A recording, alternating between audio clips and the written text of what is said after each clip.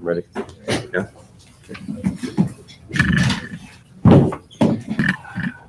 Okay. Good morning, everyone. Today's stop is Daf Tov Tes, and we left off. At the last thin line on Daf Tov Tes Amud Aleph. Okay. Ohev Zeh Bino. So if you recall, we learned in the Mishnah that if someone loves someone, then they can't be a dayan or an aid for that person, and he's considered a karov. And we talked about what is an ohev. We say zeh bino. The Mishnah said that someone who's a shushbin. A shushbin we discussed the other day is like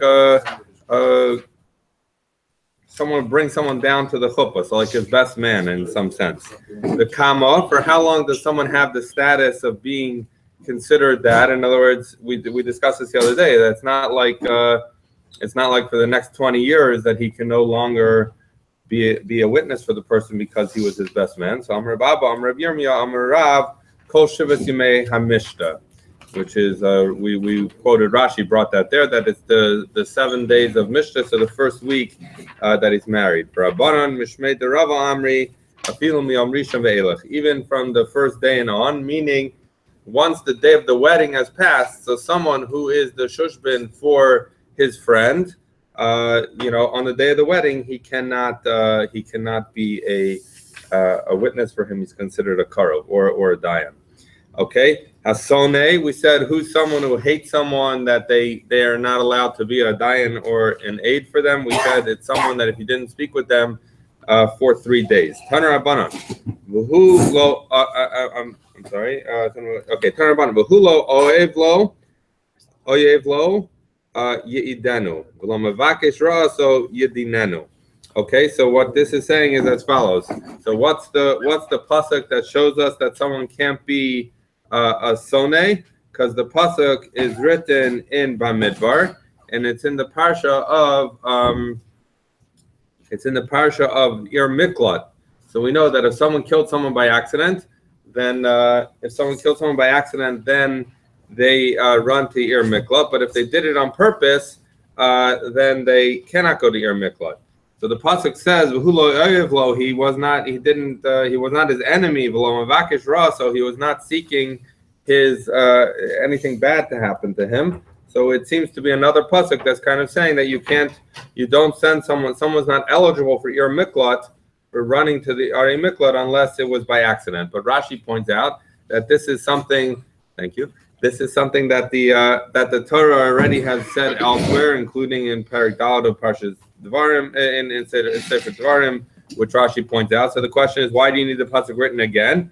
And therefore, we're going to learn that the pasuk is not coming to tell us that the person who murdered another person could not have been his enemy or seeking to harm him, but rather the pasuk is going to apply to an aid, to someone who's testifying, and therefore the witness cannot be his enemy or be seeking. The witness cannot be his enemy if he's going to be an aid, and he cannot be seeking to harm him if he's going to be a dayan. And we learn from this to other areas that generally speaking, you can't be a dayan or aid if you are an enemy of someone. So the Gemara says, "Ashkechan soneh ohev minalan." He says, "Fine." So that shows me that you can't hate someone and still be a dayan or an aid. But how do I know that if you love someone?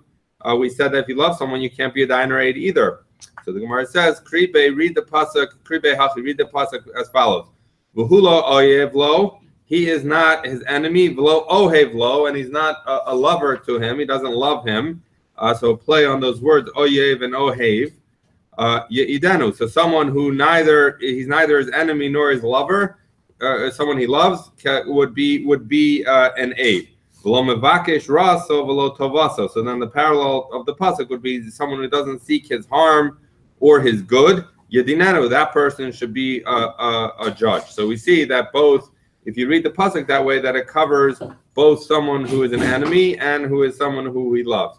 So the Gemara says, "Midi oev siv." In other words, how do you just stick in the pasuk? It says if you're not his enemy. How do you say if you're not his enemy or someone who loves him? So how do you do that? So the Gemara says, "Al svarahu," it's a svara. Oyev, my time. What's the reason why you would say that the Torah tells you that someone who hates someone should not be a dayan or an aid for him? Is mishum demerchika daite, because his das is his thoughts are far from the person. Meaning he's not going to work hard. He's not going to work hard to find the right things for him or to testify in the context that's most beneficial for him. So if the idea is that someone who feels distant from someone should not testify or be a judge, then so too, ohev nami mekarva daite. So then the opposite would be that if someone likes someone very much, they're going to seek too hard to find the good for them, or they're going to look at everything and present everything in a positive light. So therefore, someone who has negia, someone who has a too close of a relationship, should not be a witness or a judge. Rabbanan. So now the Gemara, if you remember in the Mishnah, what happened? That the Mishnah said that someone who is, if you love someone or you hate them, you can't be an aid or a dayan. And then the Rabbanan said back to Reb Yehuda that Klal Yisrael is not nechshad, is not suspected on this, and that people are going to tell the truth. So then Rabbanan hailoi oyev lo v'lo mavakesh raso my darshibei.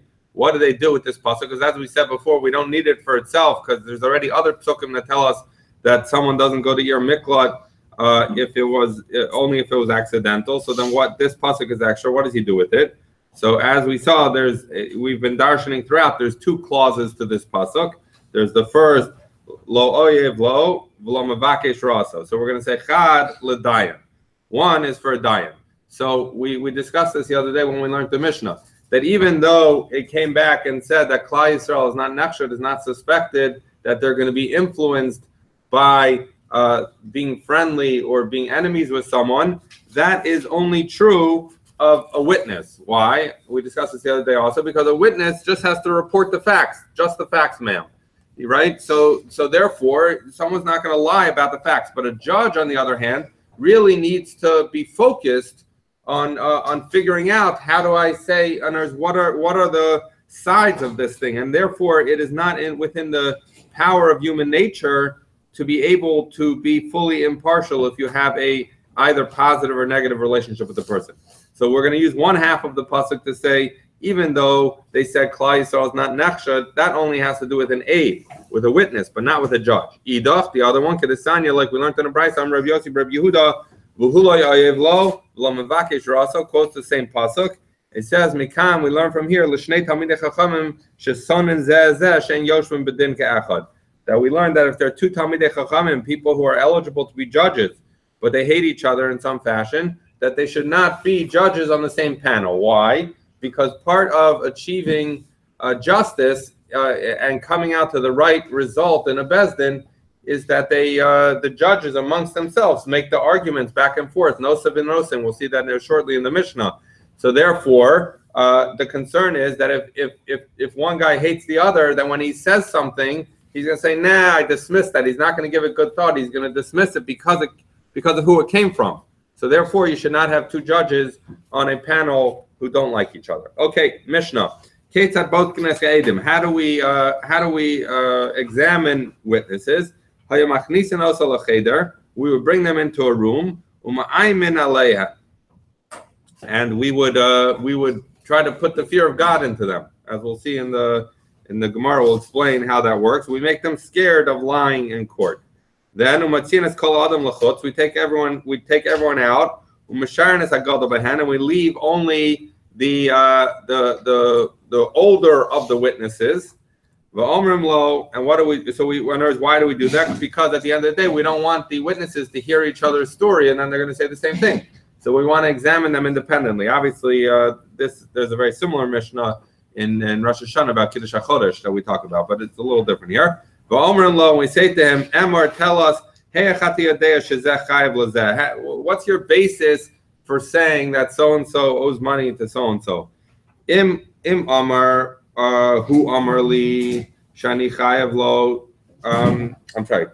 Im Amar, if the witness says, hu Amar li, shani chayav lo, shani chayav lo, that he says, the way I know he owes $100, that Reuben owes Shimon $100 is because Reuben told me that he owes him $100.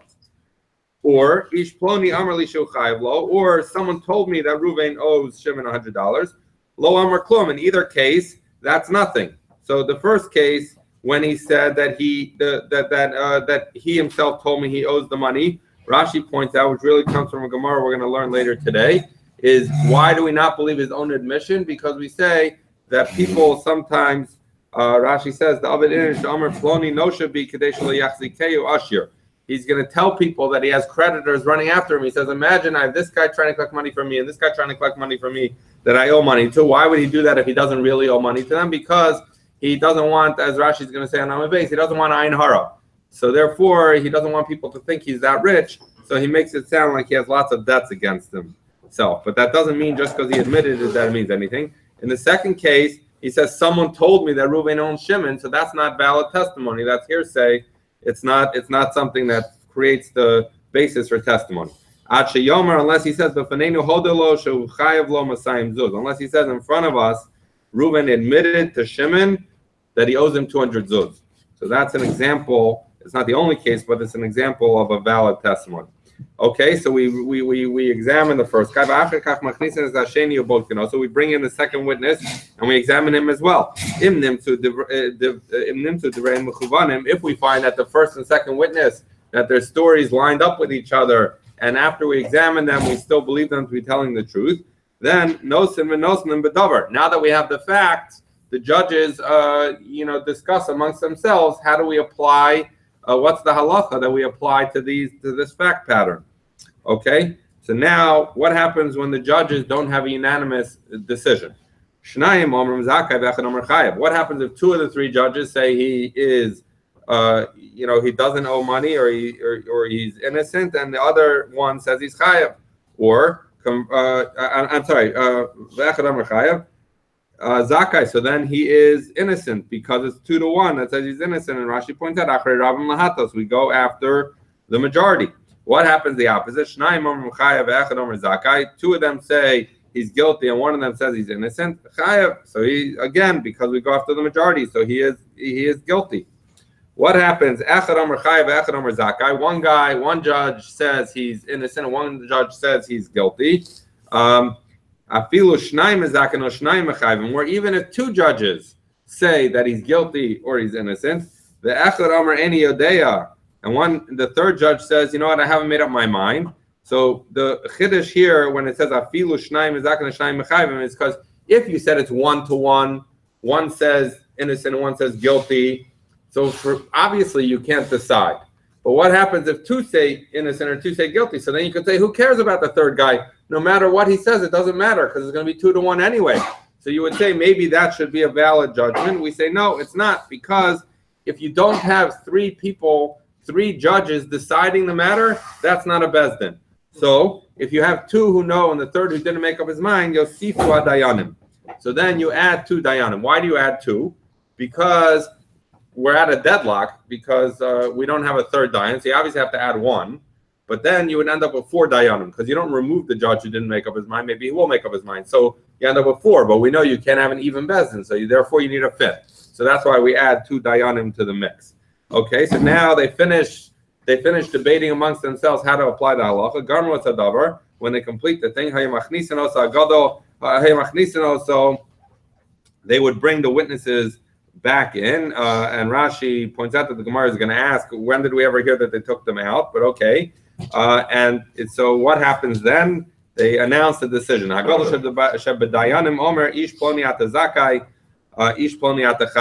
the head of the court is the one who says you're innocent, you're guilty. Why dafka the head of the court? Because this way, if you have a standard procedure, unlike, let's say, in the Supreme Court, this person leads this group and this person leads that group, and you know what everyone thinks. Here we say that the head judge always announces the verdict, so no one knows who thought what, which is the segue to the next piece of the Mishnah. Minayin, how do we know that when a judge goes out, lo yomar, he shouldn't say to one of the litigants, Ani mezakeh, I was mezakeh you, b'chaverai mechayvim, and it was the other guys who found you chayav. What can I do? Shechaverai rabu alai, because they were the majority and they beat me out. So al zen namar, this is what it says, lo selech rochu b'amecho v'amar hoylech rochu magal asod. that you see that someone who reveals secrets is considered a rachil, like a tattler. And it says, we know the pasuk will say that you're not supposed to do that. So therefore, we see that revealing secrets about the deliberation of the court would be considered a rachil and would be something that is prohibited. Okay, hechi amrinan lahu. So we said that we bring in the witnesses and we scare them. We try to scare them into making sure they're going to tell the truth. So what do we tell them to scare them? So the Gemara says, Amar Yehuda hachi amrinan lahu. This is what we say to them. Nesiyim v'ruach v'geshem ayin. So what is this? This is a pasuk in Mishlei, and what the way Rashi explains is as follows: that in the Nesiyim v'ruach there are clouds and wind. V'geshem ayin, there's no rain. Ish mishalo b'matas sheker, when a person is praised or praises a false gift. So what is it saying? It's saying, as Rashi points out, b'shvil mishalo b'matas sheker. Because someone praises a false gift. What is a case of a false gift? The hainu me'ider sheker, that someone gave someone else a gift by testifying falsely in a way that will benefit him. Geshamim netzarim. What happens when people are me'id sheker? That the rains are withheld. Even when the clouds start to form, and there's wind to bring down the geshamim, it doesn't matter if there's clouds and wind, because because the rain doesn't come. Why? Because if someone is me'ed sheker, it causes there to be a drought. So that's how they try to scare him. Amar Rava Yachli Lamemer, but that's not a good threat to people. Why? Because the guy's going to say, Shev Shani have a kafna umno lo chalev. He's going to say, because there could be 7 years that there's famine, and across the doorstep of my business, it's not going to pass. Meaning what? That if a guy has a trade, let's say he's a blacksmith or he's a carpenter, he's not affected by a famine. So why is it necessarily going to scare him to tell him that you're going to cause famine in the world? He's going to say, I don't care. I'm a blacksmith. I have parnasa. So Ella Amarava. So rather, what should we say to him? Amrinan lahu. We say to him, Mayfit's like a stick, like you'd hit someone with. V'cherev, a sword. V'cheitz, shanun, or a sharp arrow. Ish ona bereyeu eight shaker. That someone. So this is a pasuk also in Mishlei. So that says all these bad things that we're going to all these instruments of death or injury come to people when they say false testimony. So what's he saying? He's saying to the guy, when you bring false testimony, you're going to get hit with a sword and with this and these things. So now, Amar Ravashi says, but that's not a good threat either. Why? Because Yachlu Lamemer Shev Shani having Mosna Vinish Blo Shane Lo Shachib. He's going to say because there could be 7 years that there could be death floating around, and someone who it's not his years, meaning it's not his time to die, he's not going to die. So he's going to say, I'm not worried about dying for saying 8 sheker, because because there's a certain amount of time I'm supposed to live, and I'm going to live that way whether I say 8 sheker or not. So very interesting things here. The Aruch LaNer discusses and says this guy's making a mistake. It's just he's pointing out that the person thinks that he's not going to die if it's not before his time. But he brings the Gemara in Chagiga. There's also Gemara in Gemara in Chagiga talks about when the Malach HaMavis went to get someone, and they get Miriam Magdala Sayer, and they brought the wrong person. You have a Gemara in Baba Kama that says that once that there's given license to the mashkas, to the destroyer, to destroy, there's someone indiscriminate. He also brings the Mishnah in Avos, which says that the dever comes, that pestilence comes for dinim that are supposed to be that Bezdin's not able to do. So it comes misa b'dei shemayim, and it also talks about for people who violate shmita. So you see, there's all kinds of things that people can die even before their time. So the Aruch LaNer says this is just what the person thinks. There's an interesting tshuva in the Mariel that they asked the Mariel from this Gemara, that they said maybe when there's some kind of plague going on in town, you shouldn't run away, or let's say army coming, whatever it is, because he says you could say that at the end of the day, someone's not going to die before their time. And the Mariel says that you shouldn't do that. And he brings from the Sefer Hasidim that you should, in fact, they saw many tzaddikim that they ran away, and you should run away, because the Sefer Tzaddikim says, Sefer Hasidim says that maybe there was a din not on this person, but there was a din on that town or that area. So he should run away from that town or that area so that he doesn't get swept up in that gezerah. In the Chuvas, in the Rashbash, they talk about this also, where the person said, I don't get it. If it wasn't destined to be on Rosh Hashanah, so I shouldn't worry. So why should I run away? Why should I try and escape from something bad? And he goes on at length to talk about that there are many instances, basically things are set from Rosh Hashanah, but he talks about how there are instances that could shift that. For example, if someone puts themselves in danger, or for example, if there's something much bigger going on, something people talk about this in the context of the Holocaust. How do people get killed if it wasn't passing on them? So therefore, he also says, and there seems to be machlokas whether you have to run or you should run, or whether you could run. But this Gemara is relevant to that. But most people seem to think, like the Aruch LaNer, that it doesn't quite work that way, and therefore, to the extent the person is not scared of the threat from Bezdin, it's only because he thinks that he can get away with it. Okay. El Amar Ravashi Amar Li Nasan Bar Marzutra. That Ravashi says, rather, Nasan Bar Marzutra told me that what Amrinan Lahu, we say to the witnesses, Sadi Shikra Rayu Zili.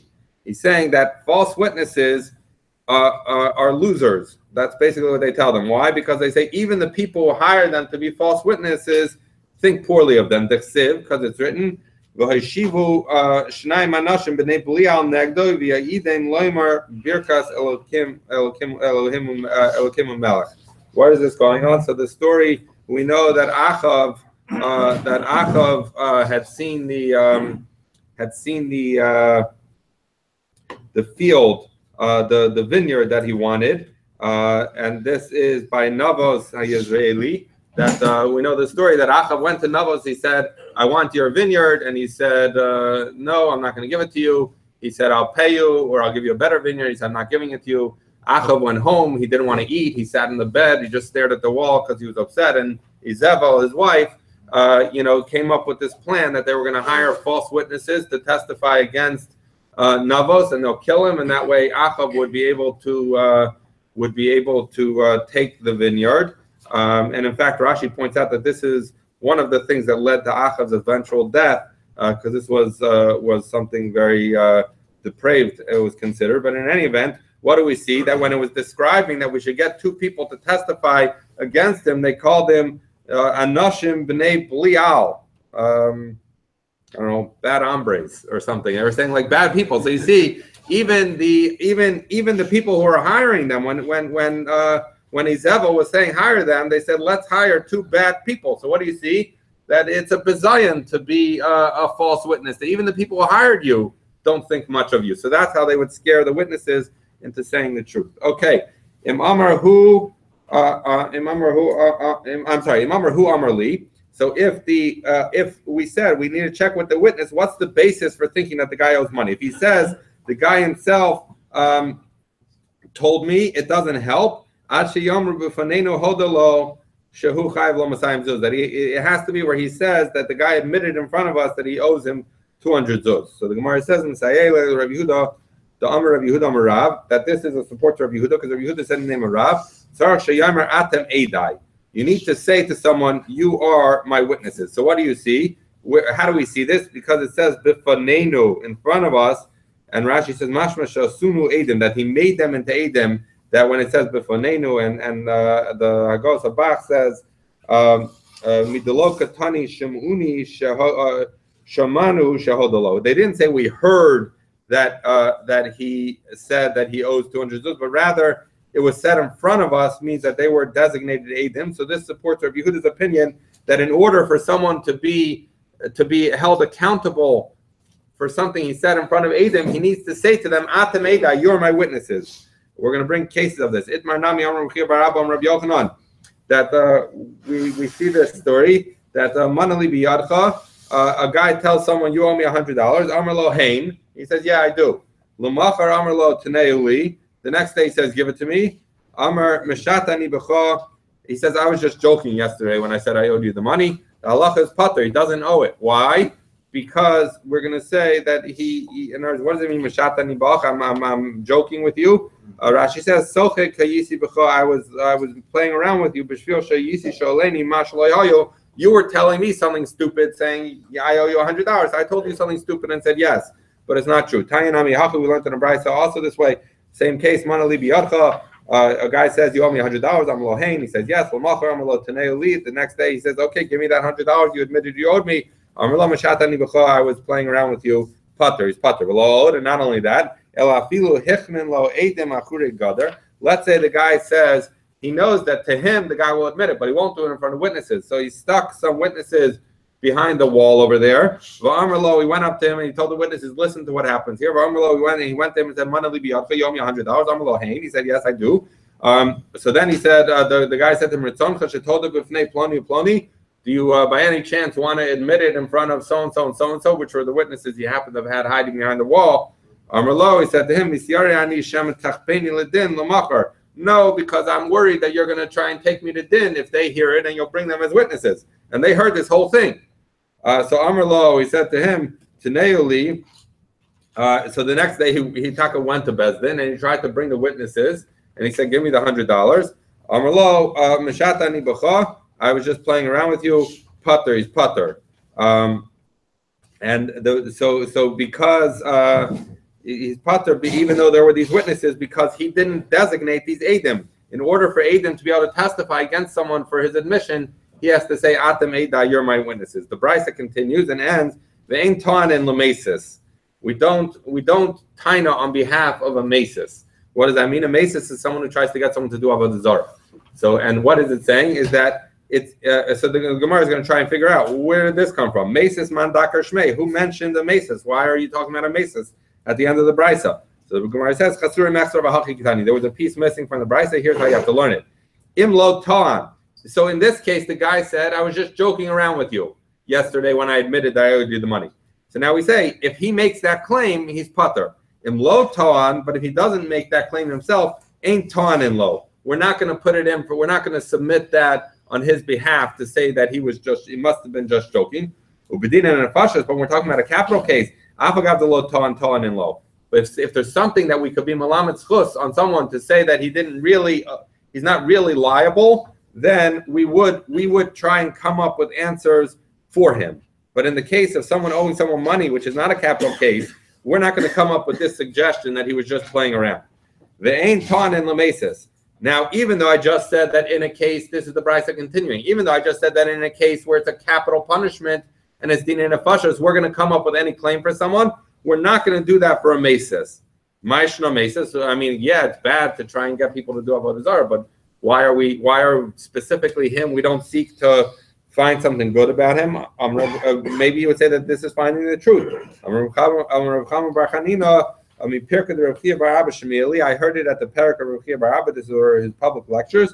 Shani mesis. A mesis is different, that you don't seek out things to exonerate him. Rachmana Amr, because the pasuk says, "Lo sachmo," you shouldn't have any mercy. Lo sachasa love, you shouldn't cover for him. So you see a special halach on the pasuk that a mesis does not get the benefit of Bezdin coming up with answers for him. Amr Rav Shmuel Bar Nachman, Amr Rav Yonasan, minayin shein tolen lemesis. How do we know? What's an example of a case where you do not make excuses or come up with things for someone when they try to get other people to leave the Rabbanu Shalom? You'll see why I phrase it that way in a moment. Minacha shakadmoni, from the early snake, the first snake we know about, which is in the story in Gan Eden with Adam and Chava. The Amr Rav Simlai, harbe tainas hayolol nachash litam lotan. So he said the Nachash could have had many excuses that he could have given the Rabbanu Shalom why he did what he did, but he didn't put them forth. Why didn't HaKadosh Baruch Hu come up with the answers why the snake could have been exonerated? Because he didn't do it. And so you see that when you have a mesis, when you have someone who's trying to get people to leave HaKadosh Baruch Hu, that you don't have to make kindness for them, just like HaKadosh Baruch Hu didn't make excuses for the snake. So the Gemara says, what could the snake have said about to defend why he should not be punished for having gotten Chava to eat from the Eitz Hadas? Because he could say, so So he says, because the snake could have said, look, yes, I told her to eat the fruit, but at the end of the day, I told her that, and you told her not to. I'm the Talmud of you. You're the Rav. She should have listened to the Rav. So therefore, we're going to say that could have been an answer that the snake would have given. The snake did not give it, and the Rebbeinu Shalom did not make it for the snake. Amar Chizkiya, minayin shekol mosel goreya. How do we know that sometimes when you add something, it actually subtracts? Shenemar, because it says Amar Elokim lo sochlu mimenu lo sigu bo. That when Chava repeated, when Adam repeated, the Rebbeinu Shalom told him not to eat from the tree, and he added on something, not to eat from the tree and not to touch it. So by adding that part, it made it worse. Why? Because Rashi explains the Nachash pushed her against the tree, and she saw when she touched the tree, he said, see, nothing happened when you touch the tree, so nothing's going to happen when you eat the fruit either. And therefore, you're going to eat the fruit. Now, the truth is, the Rambam in Hilchos Mamrim says this, but it's just in life. It's very important, I think, with many issues contemporarily. You need to know what's halacha, what's siyag, what's minag, what's chumrah. These are all really different things, and it mixes people up. If you cast something, and the Rambam says that if you cast something as being an Isser Torah when it's just a siyag or a chumrah, that's you're over on the Isser of Baal Tosef. It's very important that you designate something, because lots of confusion comes with people say, oh, I see this, it doesn't work like that. And it's very important to understand when there are halachas or minhagim, which is which. Okay. You see another case where you add something, you detract, because it says amasayim v'chetzi arko. That amasayim v'chetzi is that if the aleph would be missing from amasayim, this is the way Rashi explains it, then it would say masayim v'chetzi arko, 200.5 amos would be its length. So you see that by putting an aleph, you take it from 200 to 2. Rashi says ashtei esrei yeriyos, that it says by the Mishkan that there were 11 curtains. Had you taken away the ayin, you'd say shtei esrei yeriyos, it'd be 12. So adding the ayin took it from 12 to 11. So you see that sometimes adding subtracts. Amar Abaya, lo shanu el amar meshatani b'cha. Now this case that we said that the guy comes to someone and says, you owe me $100. He says yes. The next day he says, give it to me. He says, I was just joking. He says the guy actually has to claim that. Aval Amar, what? Aval Amar Amabez, he says, so what happens if I go to someone and say, you owe me $100. He says, yes, I owe you $100. I go to him the next day, I say, pay me. He says, I never told you that I would pay you, right? So then you bring the witnesses that heard it in Hochzak Kafran. And then he's found to be a liar, and therefore you're no longer going to believe him. So Rav Papa Breder Rav Bar Ada, I'm sorry, Amar Rav Papa Breder Rav Bar Ada, Hachi Amrina Mishmei de Rabba, Kol Mili Dechti Lo Dakiri Inchi.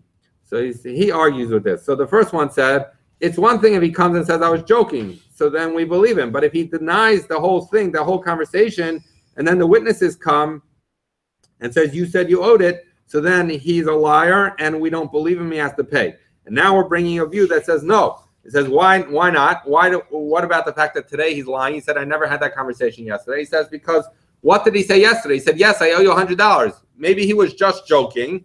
And why today did he say this story never happened? That we had this conversation because when the Gemara says when someone says something that's just like a joke or just a narishkeit, he doesn't remember it. So therefore, the next day. He didn't remember that he said he owed him. It's not that he's a liar. He didn't remember because since he was just joking around with him, it didn't stick in his mind. So therefore, according to that view, even if he said, I never said it, and then they said, yes, you did, I heard you say it, he said, oh, yeah, I was just joking. So then we would still believe him that he was joking. Okay. So what happened? Similar story. A guy hid some witnesses behind the you had a bed with the kila. We actually discussed it the other day. It had a sheet that went over it. It had the bar in the middle. We talked about not flipping the bed. So basically, he accosted him near a bed, and he had two people in there to listen to this conversation. Amar Lei, he said to him, "Manali biyadcha, you owe me $100." Amar Lei Hain, he said yes. Amar Iri ushchivi lehave alach sadi. Are you is it okay if both those who are awake or sleeping would be witnesses? What was he hoping? Rashi says the guy the guy knew that the guy's not going to want to admit in front of Adam. But he said, maybe the guy, he'll say, do you mind if the awake or the sleeping people listen? The guy will assume that everyone in the bed is sleeping. And meanwhile, his two Adam are in there. And they're going to hear him say it. Amrlei, lo. He says, I don't want the awake or the sleeping people to be my Adam. Amrav Kana, Amrlei, lo. He said, no. So therefore, he can't have witnesses. Why? Same thing as Rav Yehuda Marav that we said on Amar Aleph. It has to be Atam Edai. He has to designate them to be his Adam. Okay, Hahuda Achman Edim Bekivra Lechabre. That a guy hid his Edim in the graveyard. He went to accost his debtor. Maybe he figured in the graveyard the guy will be more honest or something. Amrlei Mana Libi Yadcha. You owe me $100. Amrlei Hain. Yep, I do. He says Chayi Umesi Lehevelach Sadi. How about if the living and the dead are your witnesses? Why did he say that? Because he had his two guys hiding behind a grave, a tombstone over there listening. Amrlei lo. He said no. Amr Shimon, Amrlei lo. He said no. So at the end of the day, if he doesn't want them to be his witnesses, he doesn't want them to be the witnesses, and they're testifying that he admitted to the debt is irrelevant. Amr Avina v'Temer of Papa Shma Mina Meha. The Amr of Yehuda Amarav Tzarach Sheyomer Atam Edai. So you say Ravina wanted to bring a proof that we should hear from this, that when Rav Yehuda Amarav said that you need to say Atam Edai, it's not exactly that way. Lo shna ki amar lova, v'lo shna ki amar malva v'shasek lova. So he says, you see that it doesn't have to be necessarily the borrower saying to people in order to testify against him, he has to say, you're my witnesses to testify against me.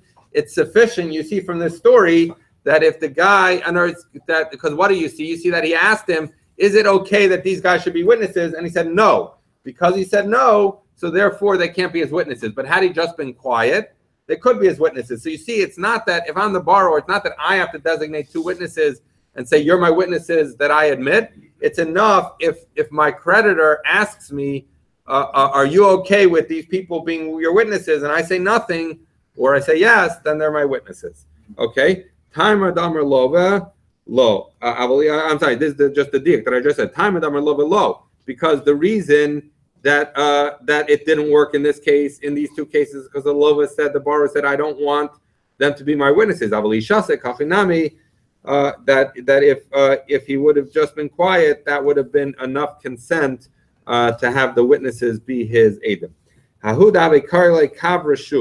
There was a guy that they used to call Kavrashu. Rashi says, Malik Kav Shtaris Yeshalav. There was a Kav. Yesterday we dealt with a Kav. It's a measure. He has a bunch of debts he owes. So basically, he was a deadbeat, and he had that reputation.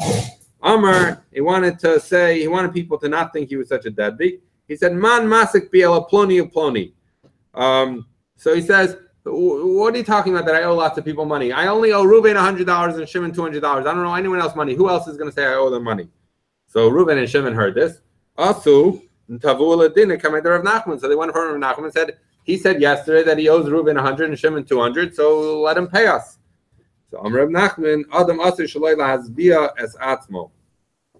He says a person, we discussed this, Rashi referenced it on Amar Aleph, and we discussed it, is that a person doesn't want to make himself appear rich, and so he might have said that I owe these debts, even though he doesn't really owe the debts, just because he didn't want people to think he's rich. And Rashi here says, Shalole Raz, that he shouldn't seem, that he shouldn't seem like he has too much money, but it's the Rashi before I wanted to read. Why does the person will say to people, I owe so-and-so money even when he doesn't? Why? Because he wants to stay away from Ayin Hara. If people think he's rich, it's an Ayin Hara. Okay, or it could be an Ayin Hara. There was a guy that they called him the mouse who rests on coins. Rashi says, why is it a mouse who rests on coins? He says, if you have a mouse who makes his usher and he says this was a rich guy who didn't benefit from his money, meaning he was a miser, just like a mouse who lays down on gold coins gets nothing from it. It doesn't help him that he has gold coins. It's not a comfortable bed for him, and a mouse doesn't spend money. So therefore, this is a way of saying a miser. Kika Shachib, when he was dying, Amar Plani Plami Maski Bi Zuze, that so and so, I owe them money. Bas is a Shachib after he died. Asu tavinu liyarshin. So those two people, let's say Reuben and Shimon, came and asked the Yarshim for the money. Also, coming to Rabbi Shmuel Rabbi Yossi, they came in front of Rabbi Shmuel Rabbi Yossi. Amar lahu, he said to them, Ki amrinan adam asu shaloi lahazbias atzmo hainu mile michayim aval achamisa lo. So he said, Rabbi Shmuel Rabbi Yossi paskin as follows. Said, when do we say that a person is going to make up that he owes debts when he doesn't really? Is when he's alive and he doesn't want there to be an ayin hara. But if he's on his deathbed, which is the case in this circumstance, so what does he care if people think he has a lot of money? So therefore, you can't say that when on his deathbed he said he owed Reuben and Shimon money, that he was just trying to have people not think he was rich. Okay, so that was the psak. Therefore, he has to pay. He doesn't have that excuse. So paru palgo. So the Yarshim paid half. I guess they were like their father. They were a little miserly, so there was a judgment you have to pay. They only paid half. Tavinu ledina liidach palgo. So they brought him to Bezdin that you should pay the other half. In other words, why do you only pay half of what you owe us?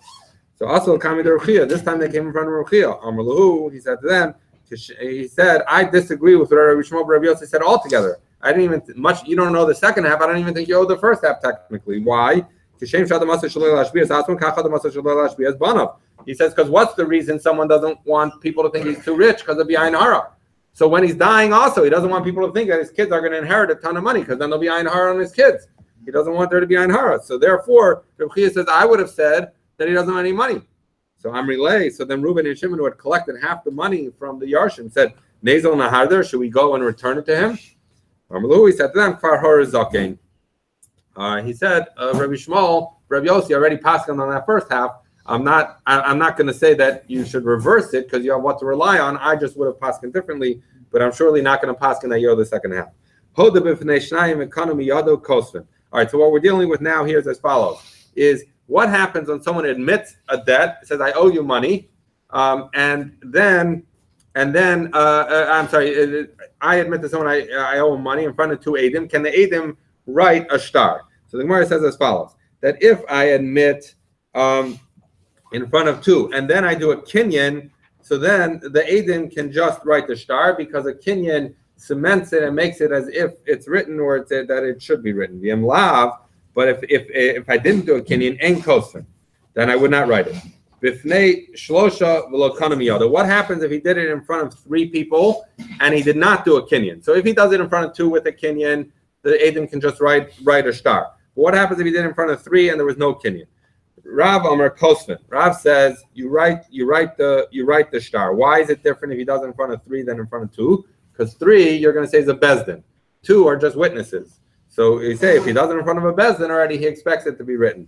Ravasi Amar Ravasi says ain Kosvin. You don't write it because at the end of the day maybe he just was saying it in front of three because but he still intended that they should be three witnesses. Okay, Have Uvda, there was a story of Chashle Rav Lahad Ravasi, and even though Rav had said that we would write it, he was concerned for what Ravasi said, and therefore said you should not assume that you can write it. By the way, what's better about writing a shtar over? In other words, once he admitted, he said he owed the money, and you have witnesses. So we know a shtar is dover min chasim mishubadim, that you could collect from properties that the guy sells from the time the shtar is written going forward, and also he can't claim that he paid it if the other guy is in possession of the shtar. If it's a milval peh, he can claim that he paid it. So therefore, there's reasons where even though he admits, he might not want a shtar written. Okay, Amr Bada Barava. Ha'odisu. In this case, where he admitted in front of three people, Zimnin Kasvinan, Zimnin like Kasvinan. Sometimes it depends on the circumstances. Sometimes we'll write a shtar and sometimes we won't. Kanifi v'yasvi lo Kasvinan. If they were already sitting there, the three people, and he comes in and says, I owe Ruvain $100, so then we don't write the shtar. Why? Because Rashi says he walked in, there were three people sitting there. Maybe had there been two people sitting there, he'd have done it there also. So the fact that he did it in front of three doesn't prove that he's trying to make a bezdin. It's just that's who was sitting there. But can finhu ihu, but if he gathered the three people together, then kasvina, because then obviously he wanted to make a bezdin. Rava says, "Afilu kan finu ihu lo kasvina," because it just because he gathered them, we don't write it. Maybe he was trying to gather three witnesses. Ad the amar lahu have alai daini. Unless he says to them, "Be my judges," that's the only case under which they'll then write it. Mar bar Rashi amar afilu amar have alai daini like kasvina. even if he says, be my judges, we don't write it. What do you need in order for it to be considered given over to Bezdin? Ad kavi duchte, until Bezdin establishes its place and makes itself a Bezdin, Mashoche, and they send a shliach, umizamni, and they call him to court. And they call him to court. That's when you can automatically write and make it into a written shtar. Hoda b'metaltali v'kanami yado kosvin b'mlav ein kosvin. So now, if you have metaltali, which Rashi seems to understand to be money, and you do a shtar, you do a kinyan. So we said before, then you write it. But if you don't do a kinyan, you don't write it. We had that halacha before. But here we're going to say the mekarkai. But if we're dealing with land, below kanami yado, even though they didn't do a kinyan mai, what's the halacha? Meimar ein kosvin. Meimar says you don't write it. Just like before, if there's no kinyan, then you don't assume that it should be written. Marzutra says kosvin, you do write it. Why would you write it? Because why is land different than money? Because the issue with land is, as soon as I admit that the land is yours, you are the owner of that land and you're in possession of it, right? Because you could just walk onto it. Versus when I say that I owe you $100, you still don't have the $100 from me. You have to, you're especially not if you say not like Rashi that it's an item, you still have to collect the item from me. The Hochasa Kosvin. And the halacha is by karka that you do write it. Ravina ikla Damharya. Ravina went up to Damharya. Amalei Ravdimi bar Ravuna mi Damharya. Ravdimi bar Ravuna from Damharya said, Ravina metaltali v'snayu beinayu. What happens if it's money, but I gave Maishi, let's say, $100, and now he still has that same $100. It's still sitting there. What's the halacha? Is that make it any different, any better? Amalei kimekarki damu. It's like karka, that meaning because it's already, it's in existence, it's there, and I can just take it, and I can demand that from him, and it's not that he just owes me a random $100, he can give me back that exact $100. Rashi says, I'm sorry, since it hasn't been collected, low. That you cannot write the shtar, because at the end of the day, it's still lacking collection. The lo have a kasaba amar lana kasu v'chasmu v'havulei. What happens if someone wrote they did not write in the, in other words, he admitted that he owed $100 and they wrote a shtar and they did not write in it that he told us to write it and sign it and deliver it. So, but that's normally the language you would stick in a shtar. So if it's in that shtar, so it shows the guy wanted you to be the Eidim. But in this case, it was omitted from the shtar. Abai and Rav, they both say, Hainu Reish Lakish. This is the halacha of Reish Lakish. Reish Lakish, because Reish Lakish said, we learned this in Bava Basra. So remember that if someone dies and he leaves younger kids, that until they're 20, they can't sell the property of the father because they're not responsible, right? And so what do we have happen there? That a Yoresh sold the property and now he wants it back. So the family wants it back. So they say he didn't have authority to sell it. He wasn't 20, right? But there's a shtar that it was sold. So we say Reish Lakish says Chazaka ein Eidim chosmin al shtar elam kein nasa gadol. That there's a Chazaka that Eidim aren't going to sign on a shtar unless he was actually 20. So you see that Eidim check out that circumstances happened. So therefore, here too, he must have told them to write and sign and deliver the shtar, and they just forgot to write that in the shtar. But we're going to assume that it would have been written in there.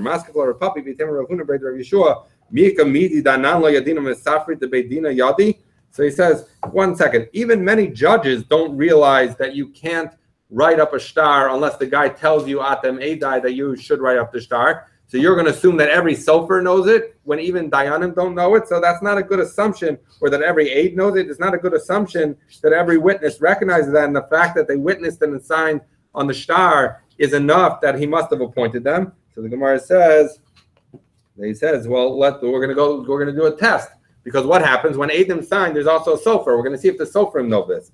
Shalinu l'sifrei d'Abaya. They asked the soferim in Abaya's Bezdin. The Yadi, and they were aware of this, and they said we always make sure that the Eidim only sign if the guy actually told them to. The Safri the Rabba, they check with the Sofrim of Rabba the Yadi, and they also knew, and so therefore that is a valid claim, and we're going to assume that when the Eidim signed, even though it didn't say that the guy told him to give it, it must be that he did and that was just an omission from the contract.